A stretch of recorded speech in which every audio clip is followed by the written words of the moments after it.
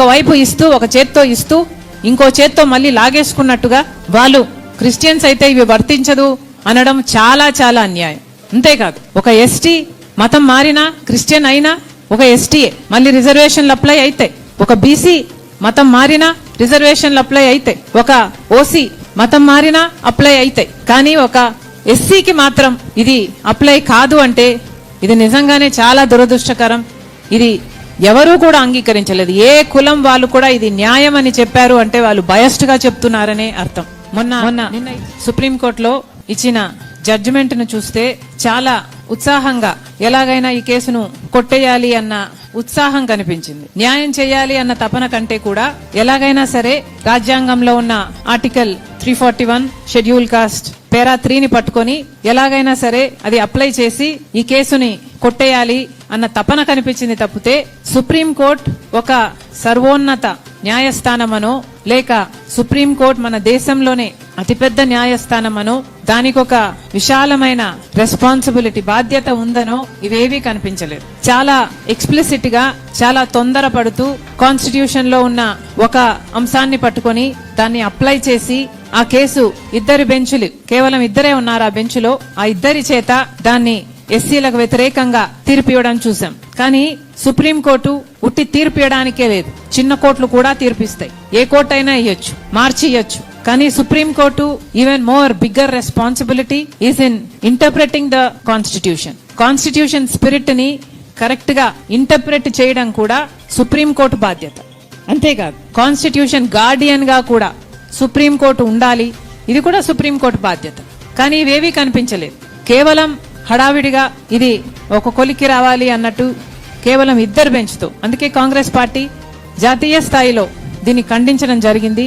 ఇదేమిటిది, ఇద్దరి బెంచ్తో మాత్రమే ఇంత ముఖ్యమైన తీర్పు ఇలా ఇచ్చారు, ఇలా కాకుండా 7 మందితోనో 9 మందితోనో పెద్ద బెంచ్తో ఇది డిబేట్ చేసునుంటే రాజ్యాంగం ఏం చెప్తుంది అన్న ఇంటర్ప్రిటేషన్, ఫైనల్ ఇంటర్ప్రిటేషన్ డిబేట్ జరుగును. కాన్స్టిట్యూషన్ గార్డియన్స్ గా కూడా వాళ్ళు వ్యవహరించాలి అన్న విషయాన్ని మర్చిపోయి చేసినట్టుగా కనిపిస్తుంది. ఎందుకంటే కాన్స్టిట్యూషన్ స్పిరిట్ ని ప్రొటెక్ట్ చేసినట్టుగా ఇది కనిపించటం లేదు, ఇంటర్ప్రిటేషన్ జరిగినట్టుగా కనిపించటం లేదు. అదేవిధంగా కాన్స్టిట్యూషన్ గార్డియన్స్ గా అంటే ఫండమెంటల్ రైట్స్ ని కూడా వీళ్ళు గార్డ్ చేశారు, వీళ్ళు గార్డియన్స్ గా ఉన్నారు అన్న భావము ఎక్కడా కనిపించలేదు. ఎందుకంటే article 14 is saying equality, article 15 is saying prohibition of discrimination, article 25 is saying right to religion. But ఇవేవి పరిగణలోకి తీసుకోకుండా చేయటం జరిగింది. క్లియర్లీ మనందరికీ తెలిసిన విషయం, దెర్ ఇస్ అ కాన్స్టిట్యూషన్ లోనే there is a clear conflict between article 341 schedule caste and article 14, 15 and 25. ఒకే రాజ్యాంగంలో ఒకే కాన్స్టిట్యూషన్ లో ఇలా కాన్ఫ్లిక్టింగ్ ఐడియాస్ ఉండడం వల్లనే ఇది, అందుకే సుప్రీంకోర్టు ఒక క్లాస్ ని అప్హోల్డ్ చేసింది, ఒక క్లాస్ ని అప్లై చేసింది, మిగతా కాన్స్టిట్యూషన్ లో ఉన్న ఫండమెంటల్ రైట్స్ తో సహా అన్ని తుంగలో తొక్కడం జరిగింది. కాబట్టే దీని మీద డిబేట్ జరగాలి. కాన్స్టిట్యూషన్ లో కాన్ఫ్లిక్ట్ లేకుండా అందరం ఏ క్లాసులు అయితే ఉన్నాయో, ఏ ఆర్టికల్స్ ఉన్నాయో అన్ని కూడా కాన్స్టిట్యూషన్ స్పిరిట్ ని అప్హోల్డ్ చేసేటట్టు ఉండాలి తప్పితే ఇలా భావితరాలకు కన్ఫ్యూజ్ చేసేటట్టుగా, కాన్ఫ్లిక్ట్ చేసేటట్టుగా ఉండకూడదు. దానికి చర్యలు తీసుకోవాల్సిన అవసరం ఉంది. ప్రభుత్వము, పార్లమెంటు, సుప్రీంకోర్టు ఇలాంటివి అన్ని కూడా ఇది అరికట్టే ప్రయత్నం చేయాలి. ఎందుకంటే ఇందాక అన్నలు చెప్పినట్టుగా నిజం పుట్టుకతో వస్తుంది, కులం చచ్చిపోయినా కూడా పోదు. ఇది ఒక సామాజిక వ్యాధి, ఇది ఒక చేదు నిజం. వివక్ష అన్నది ఒక వాస్తవం.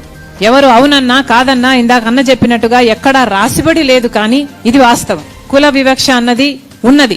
ఇది ఎంత అన్యాయం అంటే ఈరోజు ఒక దళితుడు క్రిస్టియన్ గా మారితే ఆయన ఆర్థిక స్థితి మారటం లేదు, ఒక దళితుడు క్రిస్టియన్ గా మారితే ఆయన సామాజిక స్థితి మారటం లేదు, ఒక దళితుడు క్రిస్టియన్ గా మారితే ఆయన మీద జరిగే అవమానాలు తగ్గటం లేదు, ఒక దళితుడు క్రిస్టియన్ గా మారినంత మాత్రాన వాళ్ళ మీద దాడులు తగ్గటం లేదు. దళితుల్ని దళితులుగా చూస్తున్నారు కాబట్టే వాళ్ళ మీద ఇన్ని దాడులు జరుగుతున్నాయి.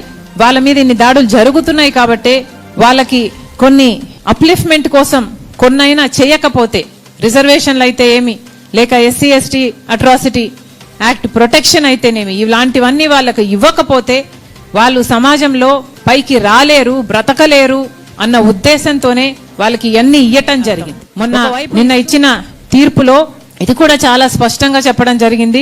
రీకన్వర్షన్ జరిగితే మళ్ళీ ఏ కులంలో పుట్టారో మళ్ళీ ఆ కులానికే వాళ్ళు చెందే అవకాశం ఉంది అని. అంటే సుప్రీంకోర్టే ఒప్పుకుంటున్నట్టు కదా, కులం అన్నది పుట్టుకతో వస్తుంది అని వాళ్ళంతకు వాళ్ళే ఒప్పుకున్నట్టయింది. ఎందుకంటే మళ్ళీ రీకన్వర్షన్ అయినా కన్వర్షన్ అయినా మళ్ళీ పుట్టిన కులానికే పోతారు అంటే పుట్టుకతో కులం వస్తుందని సుప్రీంకోర్టే ఒప్పుకున్నట్టయింది. అంతేకాదు దీంట్లో అసలు నాస్తికుల పరిస్థితి ఏమిటి అంటే ఎస్సీగా పుట్టిన వాళ్ళు, దళితులుగా పుట్టిన వాళ్ళు నాస్తికులుగా ఉండే హక్కు కూడా లేదా? ఎవరిని నమ్మకుండా ఉండే హక్కు కూడా లేదా? ఎవరిని నమ్మాలో కూడా కాన్స్టిట్యూషనే నిర్ణయిస్తుందా? ఇది ఎక్కడ విచిత్రం? నిజంగానే ఇది ఖండించతగినదే. నిజంగానే ఎవరూ కూడా దీనికి ఒప్పుకోరు. ముఖ్యంగా మన రాష్ట్ర విషయానికి వస్తే చాలా మంది మాలా మాదిగా కులాలకు, సబ్ కాస్ట్లకు చెందిన వాళ్ళు, దళిత కులాలకు చెందిన వాళ్ళు చాలా మంది క్రైస్తవ మతంలో ఉన్న వాళ్ళే.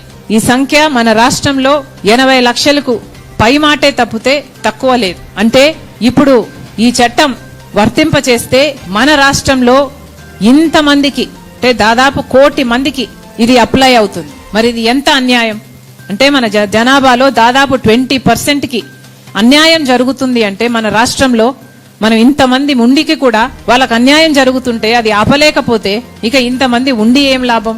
కాబట్టే అందరం కూడా అర్థం చేసుకోవాలి, నాయకులు ముఖ్యంగా అర్థం చేసుకోవాలి. దళితులకి ఈ రిజర్వేషన్లు ఇవ్వకపోతే వాళ్ళు బ్రతకలేని పరిస్థితి. దళితులకి ఉద్యోగాలలో అయినా, లేక విద్యలోనైనా, లేక రాజకీయ ఆపర్చునిటీస్ లోనైనా వీళ్లకు ఈ రిజర్వేషన్లు అన్నవి వర్తింప చేయకపోతే వాళ్ళ ఐడెంటిటీ, వాళ్ళ సస్టెనెన్స్ కే ఇది ముప్పు. అంతేకాదు ఇంకా ముఖ్యం ఏమిటంటే లైఫ్ కు కూడా ఒక అష్యూరెన్స్ ఉండాలి. అంటే ఎస్సీ ఎస్టీ అట్రాసిటీ యాక్ట్ వాళ్ళకు వర్తింప చేస్తేనే వాళ్ళ లైఫ్ కు కూడా ఒక సెక్యూరిటీ ఉంటుంది. లేకపోతే అసలు ప్రాణాలు గుప్పెట్లో పెట్టుకొని ఎప్పుడు ఎవరు దాడి చేస్తారో తెలియక ఇక వాళ్ళకు కనీసం లైఫ్ సెక్యూరిటీ కూడా ఒక దేశంలో ఉంటూ అది కల్పించలేకపోతే ఇక ఆ దేశంలో బ్రతకడం ఎందుకు? ఇక ఆ దేశం వాళ్ళకు ఏమిచ్చినట్టు? ఇవన్నీ కూడా పాలకులు ఆలోచన చేసుకోవాలి. ముఖ్యంగా టీడీపీ అయినా వైసీపీ అయినా మన రాష్ట్రంలో ఇంత పెద్ద పెద్ద పార్టీలు ఉన్నాయి, కానీ వీళ్ళెవ్వరూ ఇప్పుడు మాట్లాడటం లేదు. చంద్రబాబు గారు మాట్లాడటం లేదు, జగన్మోహన్ రెడ్డి గారు మాట్లాడటం లేదు. ఇక కేంద్రంలో ఉన్న బీజేపీ అయితే మొత్తానికే మాట్లాడరు. ఎందుకంటే వాళ్ళ అజెండానే దళితులు ఉండకూడదు, క్రిస్టియన్లు ఉండకూడదు, ముస్లింలు ఉండకూడదు, ఈ దేశంలో ఈ 3 వర్గాల వాళ్ళు ఉండకూడదు. వీళ్ళ మీద చేస్తే దాడులు చేయాలి, వాళ్ళను చంపేయాలి. ఒకవేళ వాళ్ళు మిగిలినా కూడా 2nd గ్రేడ్ సిటిజన్స్ గా మిగలాలి, ఇన్ఫీరియర్ సిటిజన్స్ గా మిగలాలి. బీజేపీ అధికారంలోకి వచ్చినప్పటి నుంచి ఇదే బీజేపీ వైఖరి. మతం, కులం పేరుతో చిచ్చు పెట్టాలి, ఆ మంటలో వీళ్ళు చలిగాచుకోవాలి. ఏ ఎలక్షన్ వచ్చినా సరే పోలరైజ్ చేయాలి.